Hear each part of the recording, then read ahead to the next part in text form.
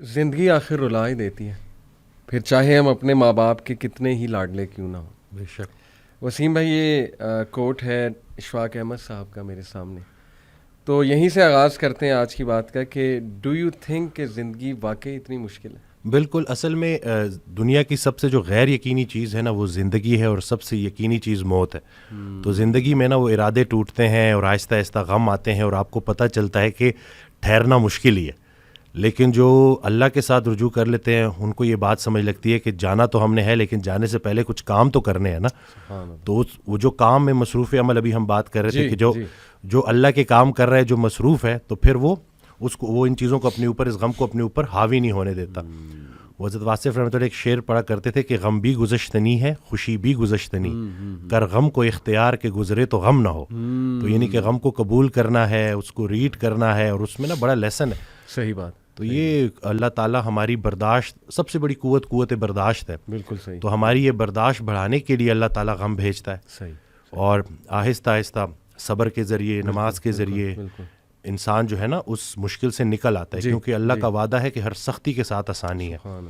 تو سختی کے بعد آسانی ہے، اور اکثر لوگ جو نا امید ہو جاتے ہیں نا، تو اللہ کی رحمت سے نا امید ہونا اصل میں اپنے مستقبل سے نا امید ہونا ہے۔ تو جب آپ اللہ سے پر امید رہتے ہو، ہوپ فل رہتے ہو، تو پھر وہ دن خیر سے گزر جاتے ہیں۔ کیا بات۔ وسیم بھائی، اگر ہم دنیا پہ نظر دوڑائیں، ایسے ایسے غم ہے نا، یعنی لوگوں کی جب سٹوریز سنتے ہیں، اور اوور آل ورلڈ میں دیکھ لیں آپ، اور جو ہسٹری میں پاسٹ میں ہوا ہے، مطلب ایسے ایسے غم آپ کو نظر آئیں گے نا کہ انسان رو پڑتا ہے کہ یار واقعی دنیا میں بڑا غم ہے۔ لیکن اگر ہم یہیں پہ رک جائیں نا کہ بس دنیا میں بڑا غم ہے، زندگی بہت مشکل ہے، تو پھر تو ہوپ لیسنس ہے، پھر تو جو ہے نا وہ ایک ڈارکنس ہے، ایک اندھیرا ہے۔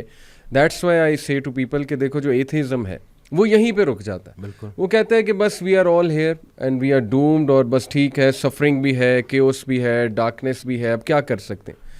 بٹ جب تک اسلام ہمارے پاس ہے نا وسیم بھائی، دیکھیں اللہ سبحانہ و تعالیٰ نے پہلے ہی ہمیں بتا دیا، جیسے آپ نے کہا نا ایکسیپٹنس، بالکل اللہ نے ہمیں ایکسیپٹنس دلائی ہے کہ دیکھو اس کو ایکسیپٹ کرو کہ یہ دنیا ایک مشکل کی جگہ ہوگی، یہاں تمہیں مشقت کرنی ہوگی، اسٹرگل کرنی ہوگی، وی ول ٹیسٹ یو، ہم دیکھیں گے تم میں سے کون ایمان والا ہے، کبھی بھوک سے، کبھی خوف سے، کبھی خوف کا انفیکٹ ذکر ہے کہ خوف سے ٹیسٹ کریں گے۔ آئی تھنک انگزائٹی میں خوف کا ایلیمنٹ کافی جو ہے وہ حاوی ہوتا ہے۔ پھر لاس آف لائف سے تمہیں ٹیسٹ کریں گے، لاس آف فروٹ سے تمہیں ٹیسٹ کریں گے، لیکن وبشر الصابرین۔ اور دیکھیں اللہ نے پورا طریقہ بتایا ہے کہ دیکھو نا امید نہیں ہونا ہے، اگر یہ پرابلمز آ جاتے ہیں تو پھر اللہ طریقہ بھی بتا رہا ہے کہ تم نے ہوپ کیسے پکڑنا ہے۔ جیسے آپ نے کہا کہ نماز ہے، پھر صبر ہے، تو how amazing is the philosophy of our religion. بالکل، سبحان اللہ۔ اور جو ایتھیسٹ سے جو نہ ماننے والا ہے، وہ میں اس کو یہی بولوں گا کہ وہ بیچارہ اللہ کی نعمتیں بھی استعمال کرتا ہے اور اللہ کو مانتا بھی نہیں ہے۔ سبحان اللہ، ٹھیک ہے نا۔ تو تحقیق جو ہے نا وہ آپ کو بعد میں وہاں پہ پہنچائے گی جہاں تسلیم پہنچائے گی آپ کو پہلے۔ تو جو سرنڈر کرنا ہے نا، یہی سب کچھ ہم نے کرنا ہے۔ ایک آڈیو میں وہ بیان کر رہے تھے حضرت، تو انہوں نے کہا کہ پورا سرنڈر کرنا ہے۔ تو جواب آیا کہ حضرت اتنی کمزور صلاحیتوں کے ساتھ پورا سرنڈر کیسے کروں؟ تو انہوں نے کہا کہ تم پورا سرنڈر کرو، تمہاری صلاحیتیں بھی پوری ہو جائیں گی۔ سبحان اللہ۔ تو یہ ہے کہ جب آپ پورا سرنڈر کرتے ہو نا، یہ جو اپنی کارسازی نکالو گے تو کارساز کی کارسازی سمجھ آئے گی نا۔ تو یہ جو اللہ ہے نا، یہ ہمارے ارادوں کو توڑتا ہے، اور نہیں آتی کوئی پریشانی اس وقت تک جب تک وہ بڑی پریشانی کو ٹالنے نہ آئی ہو۔ وہ ایک واقعہ سناتے تھے کہ ایک بندہ ایک اللہ والے کے پاس جاتا ہے اور کہتا ہے کہ میرا مکان نہیں بک رہا، تو دعا کریں۔ تو انہوں نے کہا کہ نہیں، تمہارا مکان نہیں بکے گا، جاؤ۔ تو وہ بڑا پریشان ہوتا ہے، پھر دوبارہ جاتا ہے، کہتے ہیں کہ آپ دعا کریں، کہتے چلو میں دعا کر دیتا ہوں۔ وہ مکان بک جاتا ہے۔ تو وہ اس اللہ والے کے پاس جاتا ہے اور اس سے پوچھتا ہے کہ آپ جب میں پہلی دفعہ آیا تو آپ نے کہا کہ مکان نہیں بکے گا، اور جب دوسری دفعہ آیا تو آپ نے کہا کہ بک جائے گا۔ تو کہتے ہیں کہ پہلی دفعہ جب تم آئے تھے تمہارا ماتھا روشن لگ رہا تھا، تمہارے ماتھے پہ خوش قسمتی کے آثار تھے۔ دوسری دفعہ جب تم آئے تو تمہارے ماتھے سے بدقسمتی کے آثار آ رہے تھے، کیونکہ بڑا بدقسمت ہے وہ انسان جس کی زندگی میں اس کا گھر بک جائے۔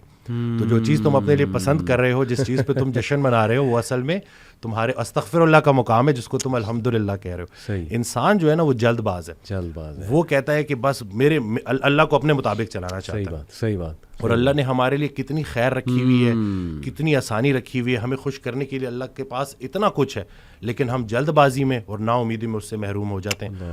اور شیطان جو ہے نا وہ ہماری رگوں میں خون کی طرح دوڑتا ہے. صحیح. تو اس کا طریقہ واردات ہے ہی یہ وسوسہ دینا. وسوسہ جو ہے نا وہ ایمان کی نفی ہے, اور یقین جو ہے نا وہ وسوسے کو نفی کرتا ہے. کیا بات. تو ہم نے یقین کو پختہ کرنا ہے. یقین نور ہے, شک اندھیرا ہے. تو اسی طرح سے یہ وسوسے کے اوپر سوال کیا گیا تو حضرت کہتے ہیں کہ میرا اللہ پہ یقین بے گماں ہے جو علم بن گیا. تم بھی وہ یقین پیدا کر لو, تمہیں بھی علم مل جائے گا. زبردست. تو یہ جو شک ہے نا وسوسہ, یہ آج کل بڑا کامن ہے. ویری